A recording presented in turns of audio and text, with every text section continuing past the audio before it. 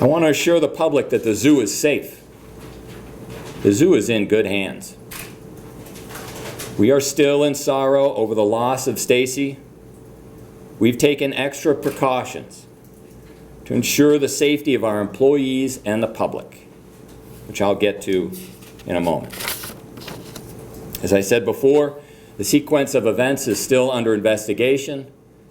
We do not know all of the information at this point.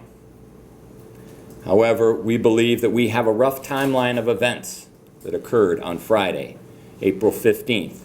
The keepers involved that day, including Stacey, were aware that there was one tiger in each of the zoo's 2 night houses and were aware of the location of those tigers.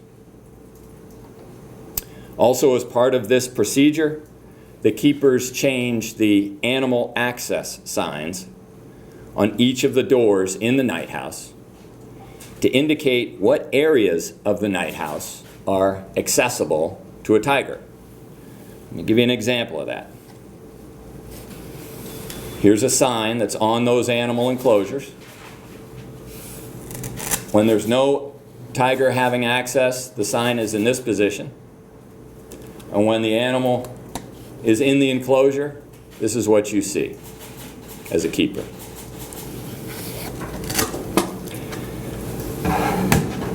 Stacey and the other keeper changed these signs on the doors located in the night houses so that anyone entering the night house, in addition to the keepers who set up the enclosure, would know the areas to which a tiger has access. According to witnesses, this procedure was done correctly. The animal access signs are a secondary safety measure.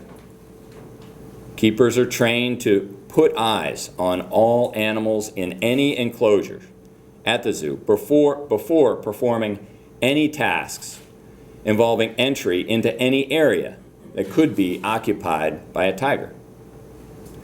Except for circumstances where the animal is receiving veterinary care and is tranquilized and restrained, keepers never enter any area to which an animal may have access.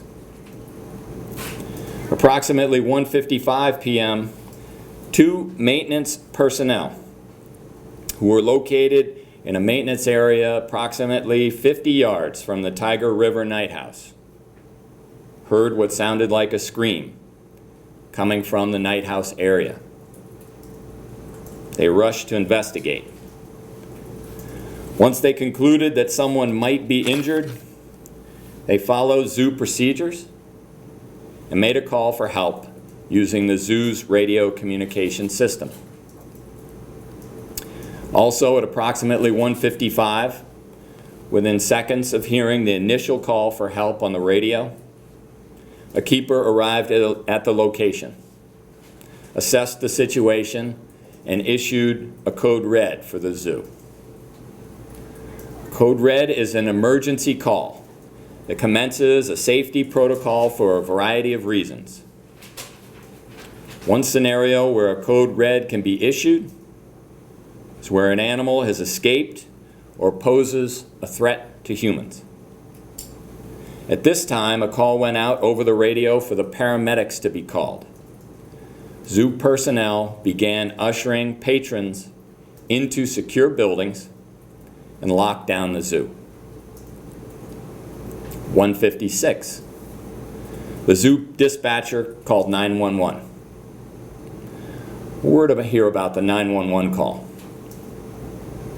It's important to understand that the person who made the 911 call was in an administration trailer on the opposite end of the zoo campus. She did not have all of the information as to what was transpiring at the time the 911 call was made.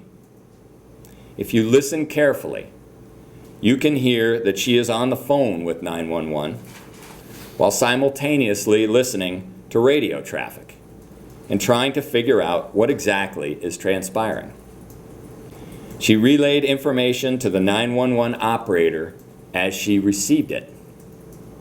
She was not holding back any information. We've initiated a 2-person system where 2 keepers now are required anytime the tigers move from one location to another. We're doing more training now with our keepers.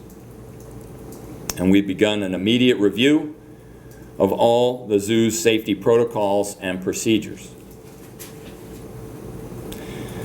So, to conclude, I want to re-emphasize that we are not here today to place blame on anyone. A life was lost on April 15th. Jeremy Konwiser lost his best friend, his partner, soulmate. The Feige family lost a daughter, and the Zoo family lost a beloved colleague. We've called this conference to explain what we know, what we've done in response to this loss of life. Assure the public that the zoo is a safe place, full of dedicated professionals. There are several government investigations underway. Once those investigations are completed, we will answer questions relating to those investigations.